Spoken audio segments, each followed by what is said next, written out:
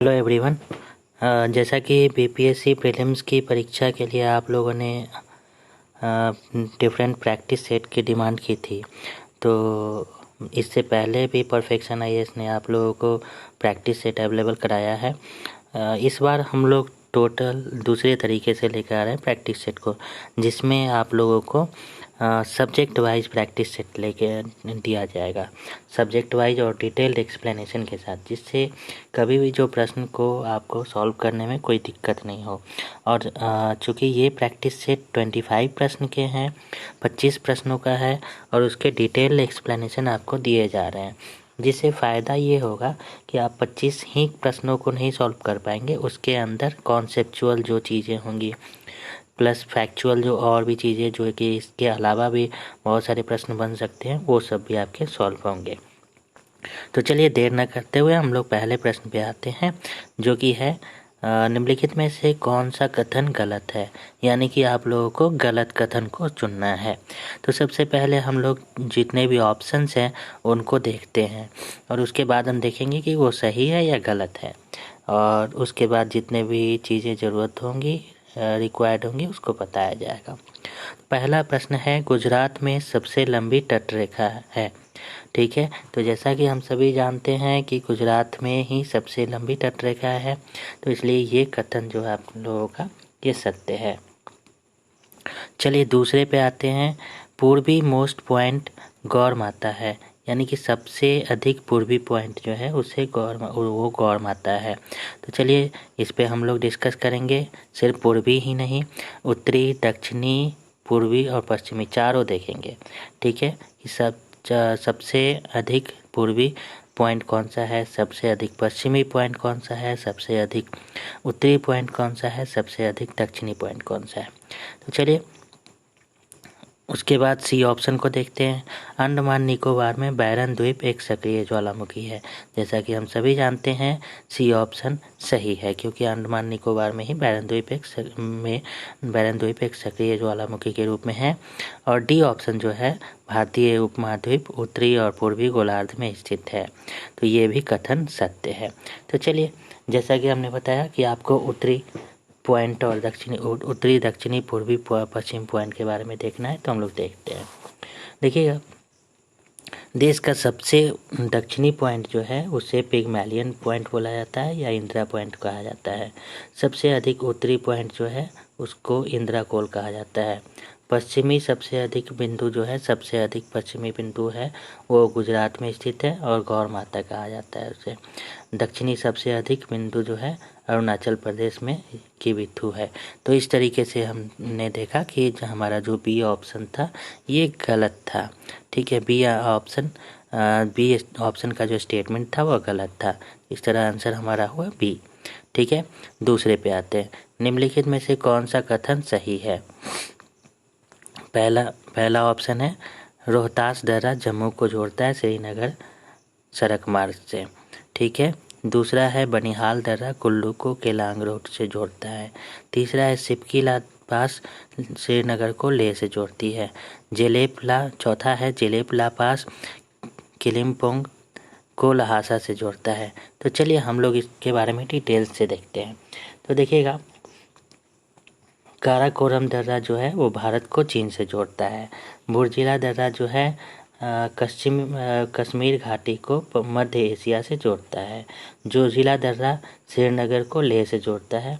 सिपकीला पास जो है शिमला से तिब्बत में गरतोक है उसको जोड़ती है।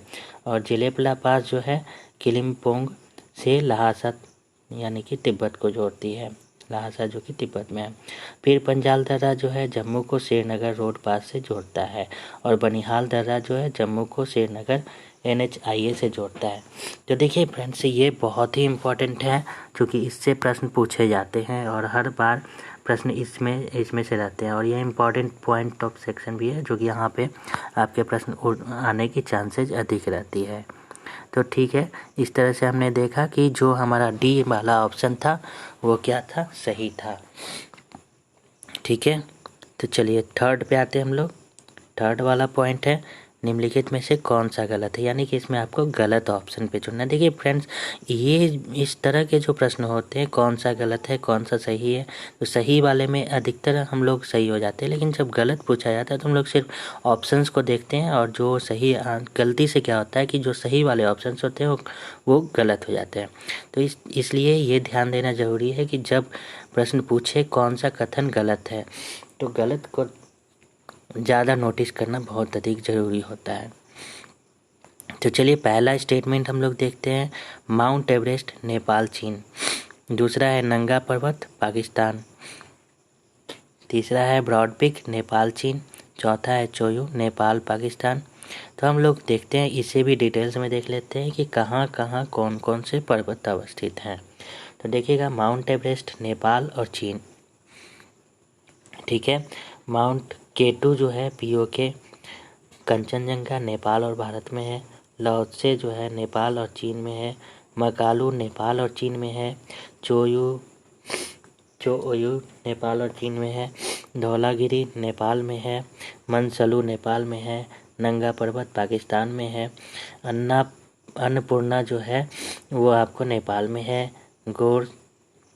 गोसेरेब्रम जो है, गोसेरेब्रम 1 वो पाकिस्तान चीन में है। और ब्रॉड पीक जो है पाकिस्तान चीन में है। तो इस तरह से हमारा जो सी नंबर ऑप्शन था वह क्या था, गलत था, जो कि ब्रॉड पीक कहाँ है, पाकिस्तान और चीन में है, और ऑप्शन में हमारे क्या दिया हुआ था, नेपाल चीन में, ठीक है। तो इस तरह से हम लोग चौथे ऑप्शन पे आते हैं। चौथा है हमारा कांगटो जो है हिमाचल प्रदेश में स्थित है, ठीक है। दूसरा ऑप्शन है अनाईमुडी केरल में अवस्थित है। संदकफू पश्चिम बंगाल में अवस्थित है। रेओपुरगिल हिमाचल प्रदेश में अवस्थित है। और चलिए हम लोग डिटेल्स में इसके बारे में जानते हैं।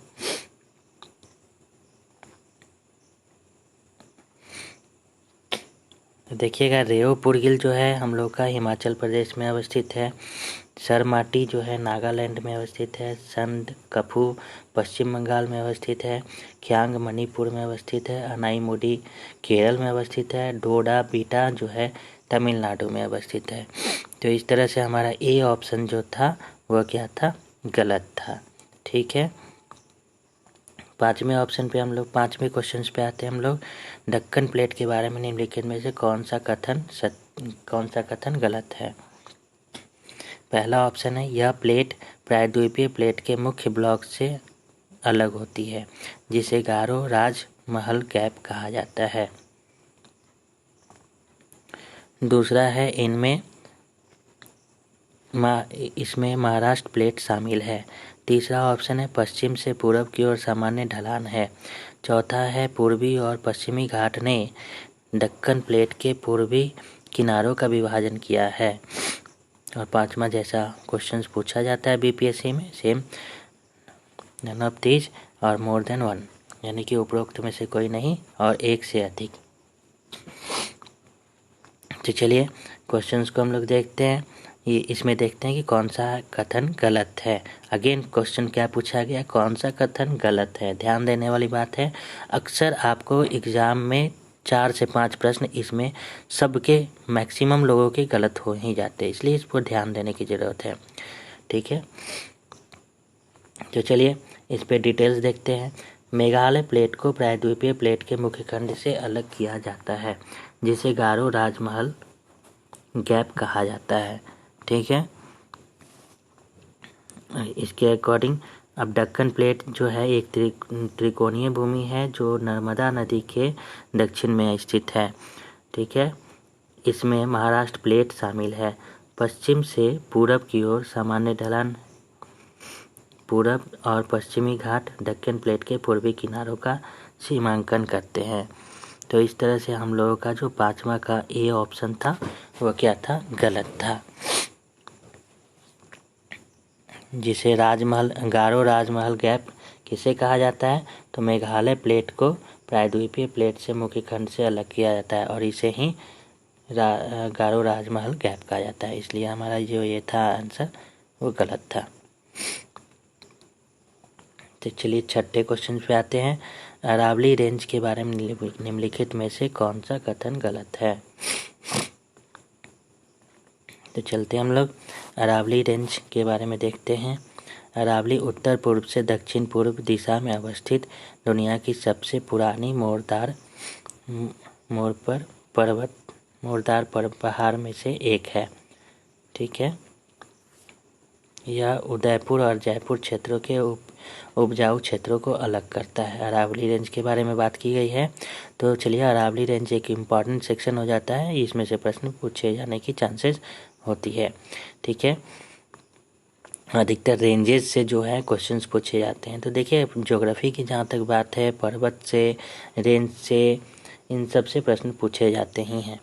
ठीक है, सी नंबर ऑप्शन जो है, इनमें नदी द्वारा अत्यधिक विच्छिन्न क्षेत्र और निम्न पहाड़ियाँ शामिल है, जैसे महानदी, गोदावरी, दक्षिणी गोदावरी, कृष्णा।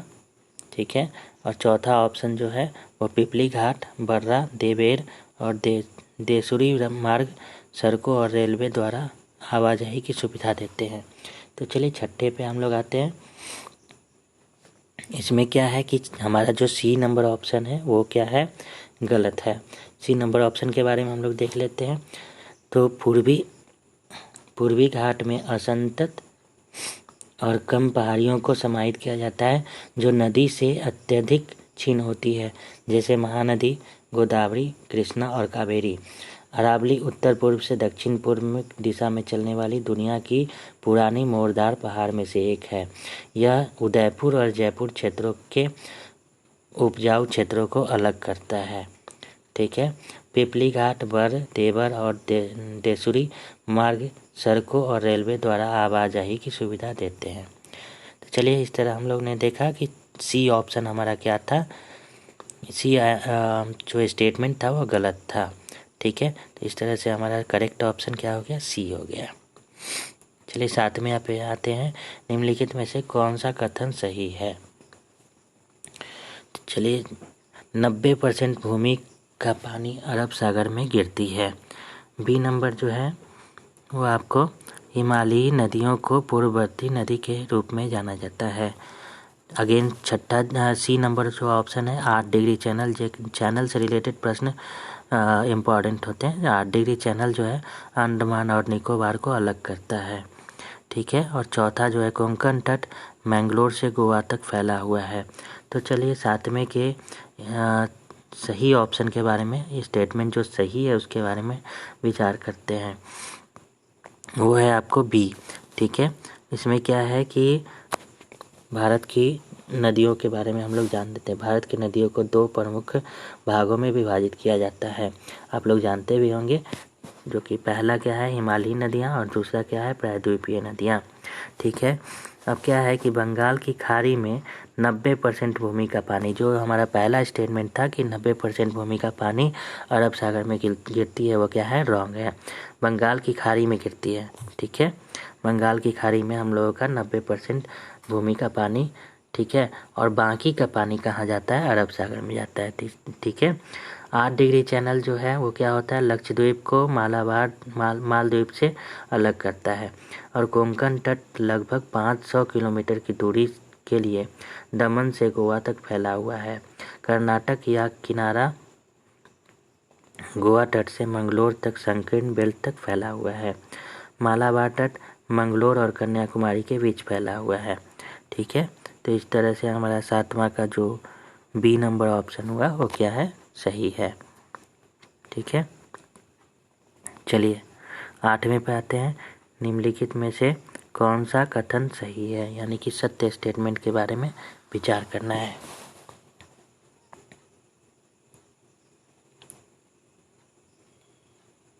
सिंधु नदी का जल अरब सागर में गिरता है। ठीक है, दूसरा पे विचार करते हैं, झेलम नदी चिनाब नदी में गिरती है। तीसरा है सतलज नदी चिनाब नदी में गिरती है, और चिनाब नदी सिंधु नदी में गिरती है। ठीक है, तो चलिए इस पे विचार करते हैं हम लोग। इसमें क्या है कि आपका चारों का चारों स्टेटमेंट ही सही है। सिंधु नदी अरब सागर में गिरता है, झेलम नदी चिनाब नदी में गिरती है, सतलज नदी फॉल जो है सतलज नदी चेनाब नदी में गिरती है। ठीक है, और चिनाब नदी सिंधु नदी में गिरती है। ठीक है, तो इस तरीके से हमारा चारों ही ऑप्शन सही था।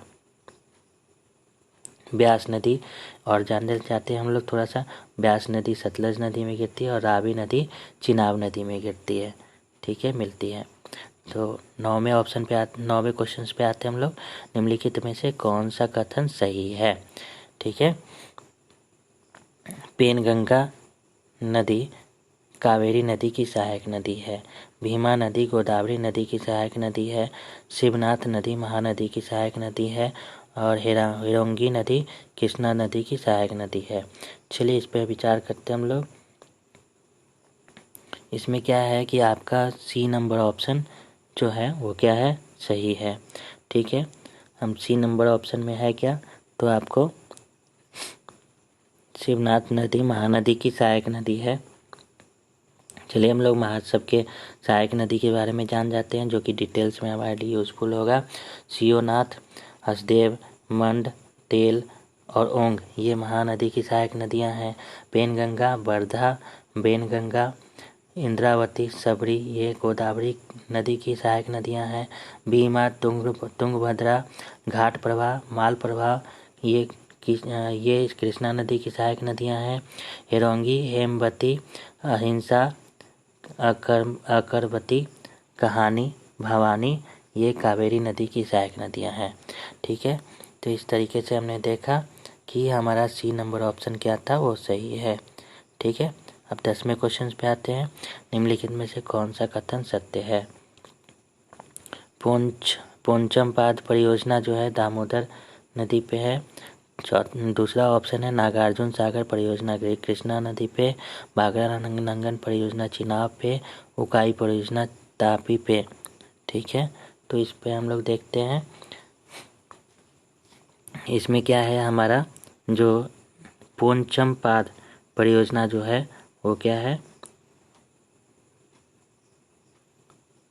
गोदावरी नदी पे अवस्थित है। ठीक है, इसमें क्वेश्चन जो पूछ रहा है इसमें से कौन सा गलत है। ठीक है, तो जिसमें आपका जो पोंचमपाद परियोजना है वो गोदावरी पे अवस्थित है, जो कि वो गलत है। और आपका सी नंबर जो है भाखरा नंगर परियोजना जो है वो सतलज नदी पे अवस्थित है, वो भी गलत है। तो इस तरीके से हमारा जो ऑप्शन होगा, आंसर होगा वो ई होगा।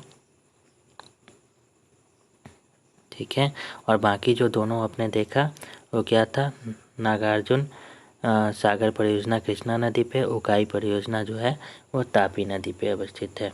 तो बाकी हमारा जो आंसर था वो क्या था, ई था। ठीक है, 1 मोर देन 1। चलिए 11वें नंबर प्रश्न पे आते हैं। निम्नलिखित में से कौन सा कथन सत्य है? चलिए अब अगले प्रश्न पे आते हैं। निम्नलिखित में से कौन सा कथन सही है? यह जो प्रश्न है इसमें क्या है कि ऋतु और वर्षा के रिलेशंस को दिखाया गया है। तो पहला जो ऑप्शन है वह है कि सर्दियों का मौसम दक्षिण में सबसे अधिक बारिश होती है। दूसरा जो है उसमें वर्षा ऋतु पश्चिमी विक्षोभ उप हिमालयी क्षेत्र है। ग्रीष्म ऋतु में का कारण क्या है कि कुल भारतीय वर्षा का केवल 1% वर्षा, और शीत ऋतु उप हिमालयी क्षेत्र में पश्चिमी विक्षोभ के कारण वर्षा होती है। तो चलिए इसमें जो हमारा सी वाला ऑप्शन है, हम लोगों ने सारे ऑप्शंस को पढ़ा, इसमें सी वाला जो हमारा ऑप्शन है वो क्या है, सही है। जिसमें हम लोग एक अच्छे से पढ़ लेते हैं उसको। सर्दियों का मौसम जो होता है वह पश्चिमी विक्षोभ द्वारा उप हिमालयी क्षेत्र में वर्षा का कारण। बारिश का मौसम दक्षिण सबसे अच्छी बारिश के कारण। शांत मौसम जो है मानसून पीछे हटने से आंध्र प्रदेश में वर्षा होती है, तमिलनाडु और आसपास के क्षेत्रों में बारिश होती है। और गर्मी का मौसम कारण ज़्यादातर भारतीय बारिश का केवल 1% वर्षा, जो कि सबसे अधिक बारिश होती है। ठीक है, तो चलिए नेक्स्ट प्रश्न पे आते हैं। झीलों के बारे में निम्नलिखित में से कौन सा कथन सही है? ठीक है, इसमें सही ऑप्शन चुनना है लोहार झील, यह एक खरा और लैगून झील है। अगला है लोकतक झील, यह उल्कापिंड झील से बना बुलझाना क्षेत्र में अवस्थित है। वुलर झील टेक्टोनिक गतिविधियों के कारण बना था। और वेम्बनाड झील यह एक छिछला झील है जो खारा है और जयपुर के पास अवस्थित है। तो चलिए इसके बारे में हम लोग जान लेते हैं। इसमें क्या है कि हमारा सी वाला ऑप्शन इसमें वो क्या है, सही है। देखिएगा बाकी सारे ऑप्शन जो है वो क्या है, रॉन्ग है। इसमें क्या था कि सी वाले ऑप्शंस को हम लोग देख लेते हैं। प्लेट टेक्टोनिक्स थ्योरी में आप लोग पढ़ेंगे दो गतिविधियों के कारण वुलर झील का निर्माण हुआ। वेम्बनाड झील जो है वो एक लैगून झील है। तोत्सोमरी झील एक नमकीन झील है, सॉल्टी बोल सकते हैं। और सांबर झील एक उथली झील है जो खारा है और जयपुर के पास स्थित है। पुलिकट झील एक खारा और लैगून झील है। पैंगोंग झील एक नमकीन झील है। देखिए क्या होता है कि जो मीठे और नमकीन झील के बारे में प्रश्न पूछे जाते हैं और इसीलिए इससे रिलेटेड जितने इन्फॉर्मेशन है आपको दिया जा रहा है। ठीक है, अगला है लोनार झील महाराष्ट्र के बुलढाना क्षेत्र में मीठे पानी की गड्ढा वाली झील है और पानी में सोडियम कार्बोनेट और सोडियम क्लोराइड अधिक मात्रा में यहाँ पर पाई जाती है। लोकटक झील जो है मणिपुर में अंतर्देशीय जल निकासी वाली एक मीठे पानी की झील है। कोलेरू झील एक ताज़ा पानी की झील है। चिल्का झील एक खारी और लैगून झील है जो कि भारत की सबसे बड़ी खारे पानी की झील है। ठीक है, तो इस तरीके से सब सारे झीलों के बारे में हम लगभग झीलों के बारे में हम लोग ने देखा कि कौन मीठी है और कौन खारी पानी की झील है। ठीक है, तो इस तरह के प्रश्न चूँकि पूछे जाते हैं इसलिए प्रश्नों को इसमें इंक्लूड किया गया है। तो चलिए 13वें नंबर प्रश्न पे आते हैं। निम्नलिखित में से कौन सा कथन गलत है। तो इस बार जो प्रश्न आपके सामने है उसमें फिर से पूछा गया है कि निम्नलिखित में से कौन सा कथन गलत है। तो ध्यान दीजिएगा इस पे, क्योंकि इस तरह के प्रश्न अधिकतर पूछे जाते हैं और इसमें गलती होने की संभावना ज़्यादा होती है। तो चलिए पहला ऑप्शन हम लोग देखते हैं। ऊनी वस्त्र उद्योग 1876 में कानपुर में स्थापित किया गया था। ठीक है, पश्चिम बंगाल चीनी का प्रमुख उत्पादक है, जो कि हम लोग जानते होंगे कि आज तक तो हम लोगों ने नहीं सुना, क्योंकि उससे ज़्यादा कई ऐसे राज्य हैं जैसे कि उत्तर प्रदेश आप देखें, ठीक है, बिहार देखें, तो महाराष्ट्र देखें, तो ये सारे जो हैं चीनी के प्रमुख उत्पादक राज्यों में आते हैं। ठीक है, तो खैर इस पे और आगे चर्चा करेंगे। सी नंबर ऑप्शन है भारत में चाय की खेती पहली बार 19वीं सदी के मध्य में दार्जिलिंग अदामी में शुरू हुई थी। और चौथा ऑप्शन है उदगमंडगलम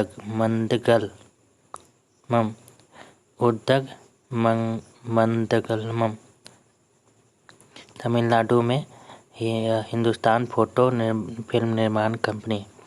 ठीक है, अच्छा, तो इसके बारे में हम लोग डिस्कस करते हैं। देखिए उत्तर प्रदेश जो है चीनी का प्रमुख उत्पादक है, जैसा कि मैंने बताया भी था आपको। उत्तर प्रदेश जो है वो चीनी का प्रमुख उत्पादक है। जम्मू कश्मीर जो है, जम्मू और कश्मीर हथकरघा उन्हीं उत्पादों का एक प्रमुख उत्पादक है। कारण क्या है कि यहाँ पे आपको भेड़ वगैरह ज़्यादा मिलते हैं। ठीक है, और पहली आधुनिक सूती मिल की स्थापना आप लोग जान रहे होंगे कहाँ पे की गई थी, बॉम्बे में 1854 में की गई थी। ठीक है, तो इस तरह से हमारा जो प्रश्न था उसका जो आंसर हुआ वो क्या है, बी है।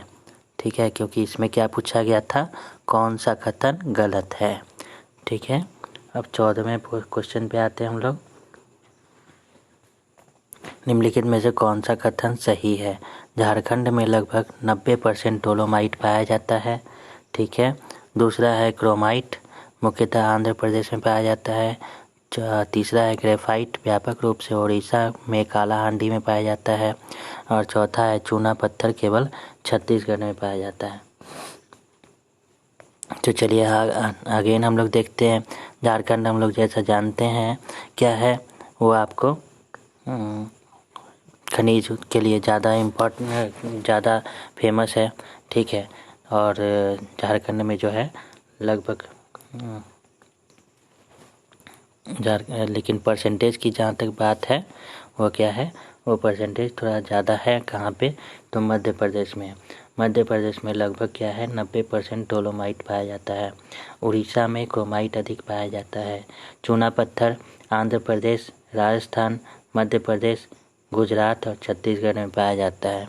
ठीक है, तो इस तरीके से हमारा जो आंसर हुआ वो क्या है कि ग्रेफाइट मुख्य व्यापक रूप से कहाँ पाया जाता है, तो उड़ीसा के कालाहांडी में पाया जाता है। ठीक है, तो चलिए इस तरह से हम लोग नेक्स्ट वाले प्रश्न पे आते हैं। 15वां प्रश्न है, निम्नलिखित में से कौन सा कथन सही है। ठीक है, तो चलिए देखते हैं। दाल के लिए अच्छी तरह से जल निकासी युक्त मिट्टी की आवश्यकता होती है। दूसरा है बी नंबर ऑप्शन है, रागी को सूखी हल्की मिट्टी की आवश्यकता होती है। ठीक है, और तीसरा है बाजरा को बलुई लाल और काली मिट्टी की आवश्यकता होती है। चौथा ऑप्शन है, कॉफ़ी के लिए किसी प्रकार की मिट्टी की आवश्यकता होती है जो नमी बनाए रखे। तो चलिए हम लोग यहाँ पे देखते हैं सही ऑप्शन के लिए कि कौन सा है हमारा। बी नंबर ऑप्शन है जो कि हमारा क्या है, सही है। कॉफ़ी के लिए कार्बनिक पदार्थों से भरपूर अच्छी तरह से सूखा तली हुई दोमट और वन मिट्टी की आवश्यकता होती है। लेकिन गन्ना क्या है, गन्ना जो है किसी प्रकार की मिट्टी को नमी बनाए रख सकती है।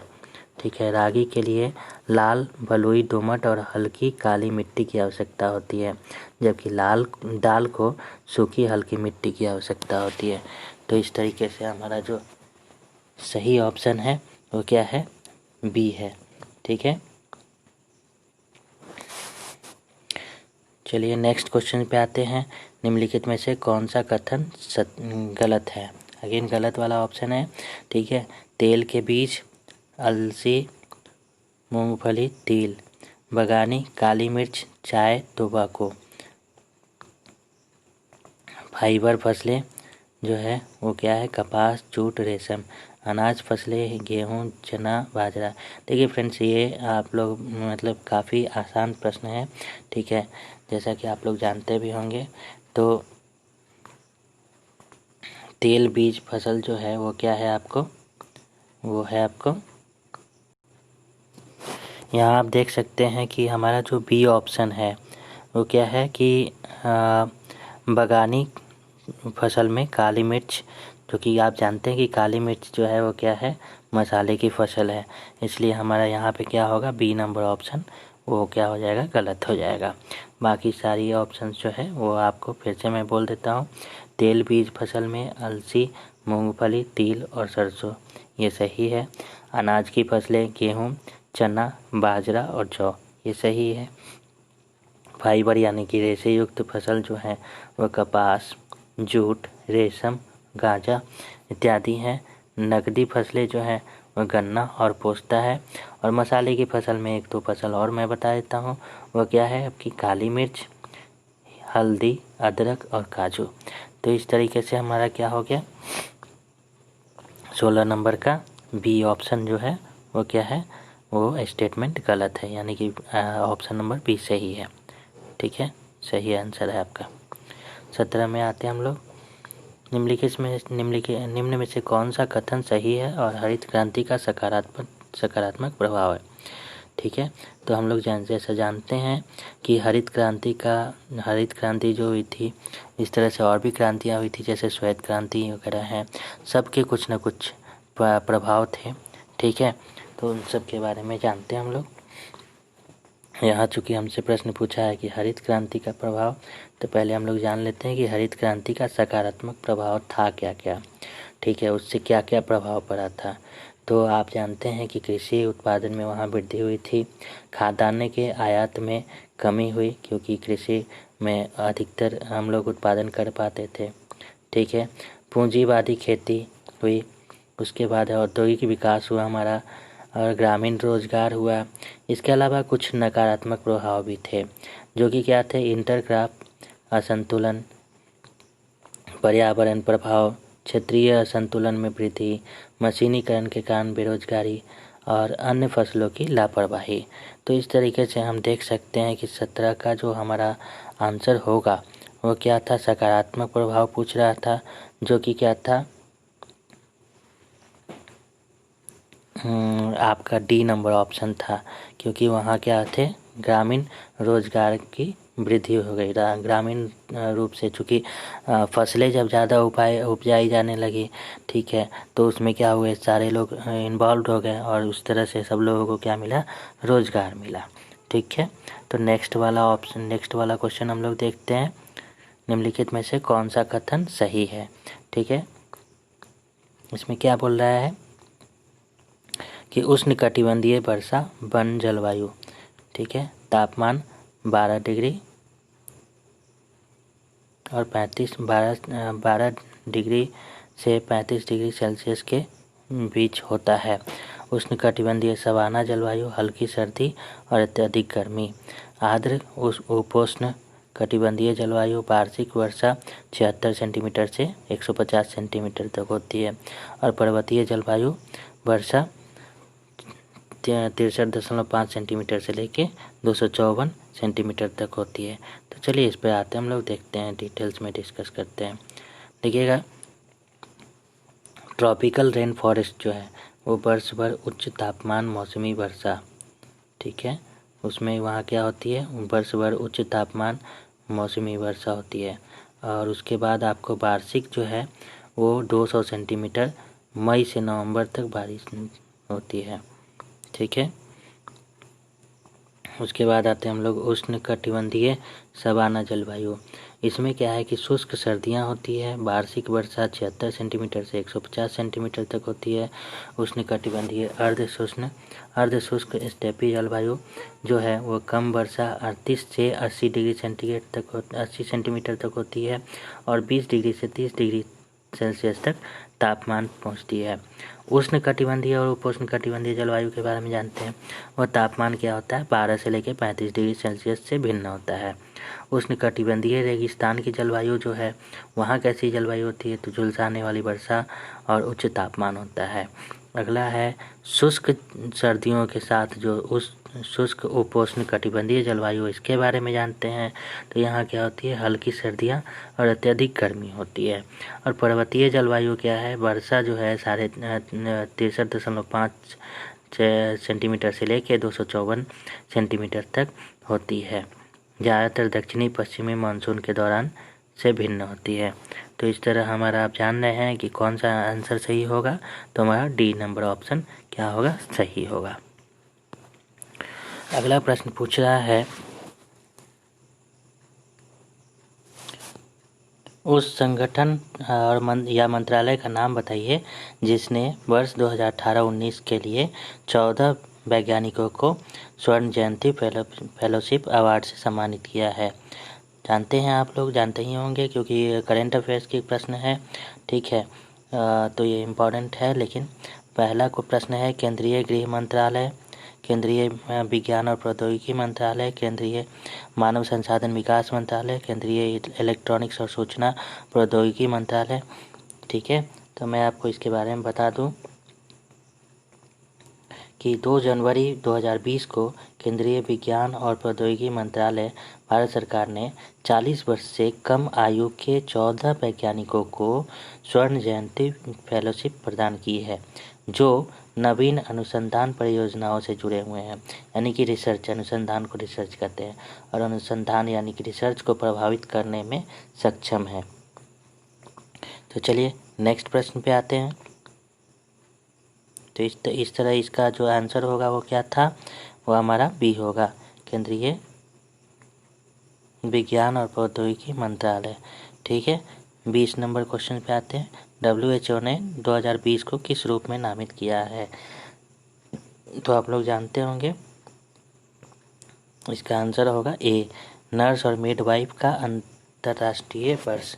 देखिए, इसके बारे में आपको बता दूं कि WHO के कार्यकारी बोर्ड के फ्लोरेंस नाइटिंगेल की 200वीं जयंती के उपलक्ष्य में 2020 को नर्स और मिडवाइफ के अंतर्राष्ट्रीय वर्ष के रूप में नामित किया है। WHO विश्व स्वास्थ्य सभा के 73वें सत्र से पहले 2020 में विश्व की नर्सिंग रिपोर्ट के पहले राज्यों को भी लॉन्च करेगा। ठीक है, इसके बारे में हम लोग देख रहे हैं। फिर आगे नेक्स्ट क्वेश्चन को देखते हैं। हाल ही में किस संस्थान ने इंडियन ग्लोबलाइजिंग इंडियन थॉट पे एक अंतर्राष्ट्रीय कॉन्क्लेव की मेज़बानी की। दोस्तों मैं आपको यहाँ पे एक बता देना चाह रहा हूँ कि हम लोग प्रश्न में कुछ करेंट अफेयर्स को भी डाल देते हैं, जिससे कि आपका रिवीजन होता रहे। तो यहाँ पे है, हाल ही में किस संस्थान ने इंडियन ग्लोबलाइजिंग इंडियन थॉट पर एक अंतर्राष्ट्रीय कॉन्क्लेव की मेज़बानी की। तो आप जानते हैं इसका आंसर होगा IIM कोझिकोडे। देखिए IIM Kozhikode Indian institute of management Kozhikode ने जो कि केरल में अवस्थित है, ठीक है, 16 से 18 जनवरी 2020 से ग्लोबल इंडियन थॉट पे, क्या है याद रखिएगा, ग्लोबल इंडियन थॉट पे एक अंतर्राष्ट्रीय कॉन्क्लेव की मेज़बानी की है। ठीक है, माननीय प्रधानमंत्री नरेंद्र मोदी द्वारा 3 दिवसीय शैक्षणिक सम्मेलन का उद्घाटन किया गया। PM जो है IIM कोझिकोडे के MDC कॉम्प्लेक्स के सामने स्वामी विवेकानंद की पूर्ण आकार की प्रतिमा का भी अनावरण और उद्घाटन किया उन्होंने। कॉन्क्लेव जो है भारत के विचार पे केंद्रित है, जो कि सत्यम सत्य निष्ठम स्थिरता परम पूर्णता है। ठीक है, तो इस तरीके से हमारा जो अगला क्वेश्चन है वो भारत सरकार नियम 1161 में बदलाव के बाद रक्षा मंत्रालय के तहत बनाए गए 5वें विभाग का नाम बताइए। बहुत ही इम्पोर्टेंट क्वेश्चन है, आप जानते होंगे इसके बारे में। यह है सैन्य मामलों का विभाग। इसके बारे में मैं आपको बता दूं कि यह जो है नवनिर्मित विभाग है। इस विभाग में तीनों सेनाओं नौसेना वायुसेना की एकता के लिए कायम करता है और प्रचलित नियमों और प्रक्रियाओं के अनुसार पूंजी अधिग्रहण को छोड़कर सेवाओं की निगरानी भी करेगा। इसमें DMA रक्षा मंत्रालय में क्या है, 5वां विभाग है। ये इम्पोर्टेंट पार्ट है आपका, ये ध्यान में रखिएगा। और भारत सरकार नियम व्यवसाय का आवंटन नियम 1961 में बदलाव के बाद बनाया गया था। MOD के तहत अन्य मौजूदा 4 विभाग जो हैं वो क्या क्या, उनके बारे में जान लीजिए। रक्षा विभाग, रक्षा उत्पादन, रक्षा अनुसंधान और विकास विभाग। रक्षा अनुसंधान और विकास विभाग, और अगला वाला है भूतपूर्व सैनिक कल्याण विभाग। ठीक है, तो अगेन हम लोग अगले वाले प्रश्न पे आते हैं। RBI के गवर्नर श्री शक्तिकांत दास द्वारा शुरू किए गए ऐप का नाम बताइए। देखिएगा, शक्तिकांत दास के बारे में आप लोग जानते होंगे, ये इम्पोर्टेंट है। अभी कुछ दिनों पहले ये RBI के गवर्नर बने। तो इनके बारे में जो इन्होंने जो स्टार्ट किया, दृष्टिबाधित लोगों को मुद्रा नोटों के मूल्य वर्ग की पहचान करने में मदद करेगा। तो इसके बारे में मैं आपको बता दूं कि 1 जनवरी 2020 को भारतीय रिजर्व बैंक RBI के 25वें गवर्नर शक्तिकांत दास ने money MANI mobile ended note identifier नाम का एक मोबाइल ऐप लॉन्च किया। यह भी इम्पोर्टेंट है, आप लोग जानते होंगे। ठीक है, मनी नाम का ऐप है जो दृष्टिबाधित लोगों को सही ढंग से करेंसी नोटों की पहचान करने में मदद करेगा। ठीक है, नेक्स्ट प्रश्न पे आते हैं हम लोग। निम्नलिखित में से कौन सा कथन सही है, तो इसके बारे में आपको देखना है कि कौन सा कथन सही है। ठीक है, स्थानीय क्षेत्र योजना नियोजन की एक प्रक्रिया है जो स्थानीय स्तर की समस्याओं और मुद्दों को हल करने से संबंधित है। स्थानीय क्षेत्र नियोजन की प्राथमिकता में लोगों के सभी कल्याण और स्थानीय क्षेत्र के विकास में शामिल है। सामाजिक सेवाओं और सुविधाओं का रखरखाव, स्थानीय उत्पादों और सेवाओं की गुणवत्ता और मात्रा को बढ़ावा देना और परिवेश और स्थानीय वातावरण को स्वच्छ और हरा बनाए रखना इसकी कुछ निरंतर अवधारणा है। तो मैं आपको बता दूं कि ये जो आपका है ये चारों का चारों सही है। A, B, C और D ये चारों सही है। तो इस तरह से आपके से प्रश्न पूछे गए थे, इसके आंसर क्या होंगे, E यानी कि 1 से अधिक। ठीक है, और 25वां प्रश्न जो है, 25वां क्वेश्चन जो है वो क्या है, सिल्क साड़ियों के बारे में कौन सा कथन सही है। चलिए, इसके बारे में बहुत लोग बहुत कुछ जानते भी होंगे पहले से। ठीक है, इसके बारे में इसमें क्या है कि कोल्हापुर कौन सा कथन सही है इसके बारे में। कोल्हापुर रेशम साड़ी के लिए जाना जाता है, शिवकाशी रेशम की साड़ी के लिए जानी जाती है, वाराणसी को रेशम की साड़ी के लिए जाना जाता है, मैसूर को सिल्क साड़ी के लिए जाना जाता है। तो इसमें आप देखें, इसमें जो सही कथन है वो क्या है, बी।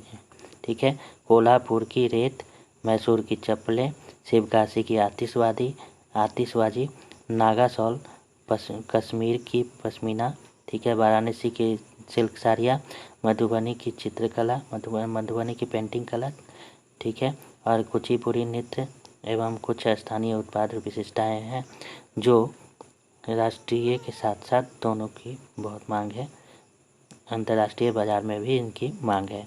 ठीक है, तो इस तरह से हमारा क्या हुआ, आज का 25 प्रश्नों का जो ये सेशन था ये कंप्लीट होता है।